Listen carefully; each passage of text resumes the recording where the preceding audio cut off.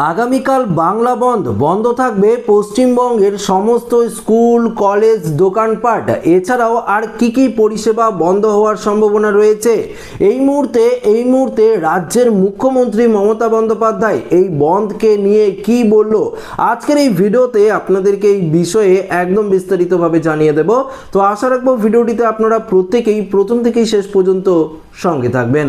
দেখুন বন্ধুরা, এই মুহূর্তে আমাদের হাতে এই বন্ধকে নিয়ে একটি গুরুত্বপূর্ণ আপডেট উঠে এসেছে। এই আপডেটে কি বলা হয়েছে সেটি আপনাদের সামনে পরিষ্কারভাবে শোনাবো। এখানে বলেছে, সুপ্রিম কোর্টের নির্দেশের পরেও বকেয়া মহার্ঘ ভাতা অর্থাৎ ডিএ মেটায়নি রাজ্য সরকার। দেখুন, উল্টে শীর্ষ আদালতে গিয়ে আরও সময় চেয়ে নিয়েছে নবান্ন।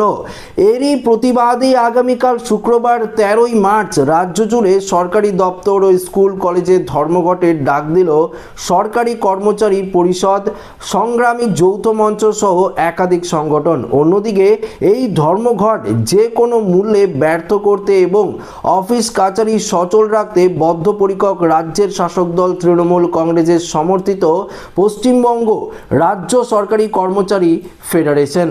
সব মিলিয়ে শুক্রবার রাজ্য জুড়ে জোর সংঘাতের আবহ কিন্তু তৈরি হতে পারে। তবে জানা যাচ্ছে সকাল 10টা থেকে বিকেল 4টা পর্যন্ত কিন্তু এই বাংলা বন্ধ কিন্তু জারি রাখা হবে। তো বিশেষ করে এই মহার্ঘ ভাতা ডিএ নিয়েই এবং সরকারি নিয়োগ নিয়ে আরও বেশ কিছু নিয়ে সমস্ত সংগঠনের তরফ থেকে কিন্তু এই ধর্মঘটের ডাক দেওয়া হয়েছে। তো বুঝতেই পারলেন, সকাল 10টা থেকে বিকেল 4টা পর্যন্ত কিন্তু ধর্মঘটের ডাক দেওয়া হয়েছে। তবে এই ধর্মঘটকে নিয়ে এই মুহূর্তে রাজ্যের মুখ্যমন্ত্রী মমতা বন্দ্যোপাধ্যায়ের কি বক্তব্য, তিনি বা কি বললেন সেটি আপনাদেরকে শোনাই।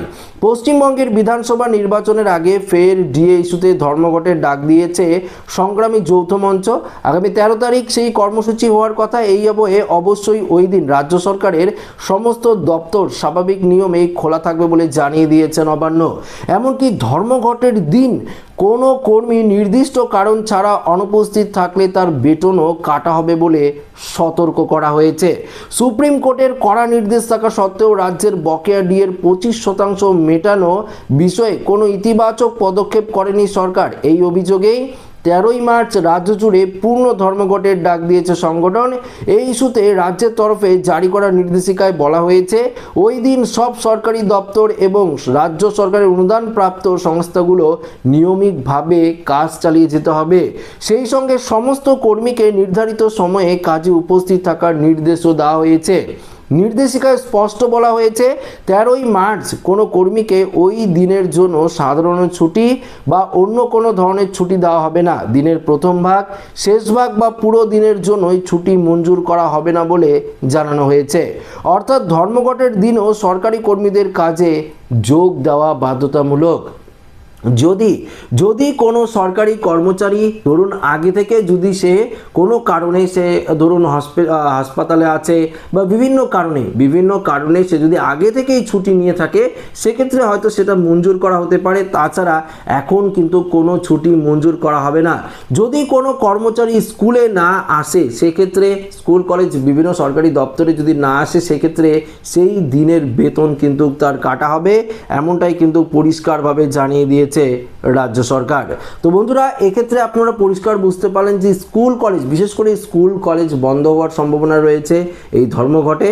তবে যান চলাচল হয়তো থাকবে, দোকানপাটও কিছু থাকবে, সেগুলো হয়তো বন্ধ হবে না। তবে মূলত স্কুল কলেজ, যেহেতু ডিএ নিয়ে জোর দেওয়া হয়েছে রাজ্য সরকারি কর্মচারীরা, তাই সরকারি দপ্তর এবং বিশেষ করে স্কুল কলেজের ওপর কিন্তু ফোকাস দেওয়া হয়েছে। তবে এখন দেখার বিষয় কি হয় আগামীকালই। তো আশা রাখবো ভিডিওটি প্রত্যেকের ভালো লেগেছে। ভিডিওটি ভালো লাগলে লাইক করবেন, সাথে শেয়ার করবেন। নতুন হয়ে থাকলে চ্যানেলটিকে সাবস্ক্রাইব করে আমাদের সঙ্গে জুড়ে থাকবেন। ধন্যবাদ।